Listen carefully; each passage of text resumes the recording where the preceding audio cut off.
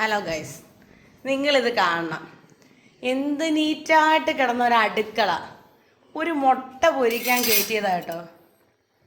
എൻ്റെ പൊന്നച്ച ഈ പരുവാക്കുമായിരുന്നുണ്ടെങ്കിൽ ഞാൻ ഈ ചാടും, നല്ലോണം ചാടും. നിങ്ങൾ നോക്ക്, ഒരു ദോശക്കല്ലിൻ്റെ അവസ്ഥ. ഈ മുട്ടത്തോടെ എങ്ങനെയാണ് ഇവിടെ വന്നത്? എൻ്റെ ഈ ഗ്യാസ് അടുപ്പൊന്ന് നോക്ക്. എന്നിട്ട് ഈ വീട്ടിൽ എന്തത് ബേക്കറി പാട്ട മൊത്തവും തിന്നോണ്ടായിരുന്നു അവിടെ പരിപാടി. മുട്ടയുടെ ഇത് നോക്ക്, മുട്ടയും ഇല്ല ഇനി അത് തീർക്കും. ഇതാ അവസ്ഥ. ഇങ്ങനെയുള്ളവരെ ആരും അടുക്കളയിൽ കഴിഞ്ഞ ഒരു മുട്ട പൊരിക്കുന്ന എനിക്ക് എന്ത് സിമ്പിളായിരുന്നു. ഇനി ഇതെങ്ങനെ നീറ്റാക്കും? നീറ്റാക്കും മിക്കവാറും.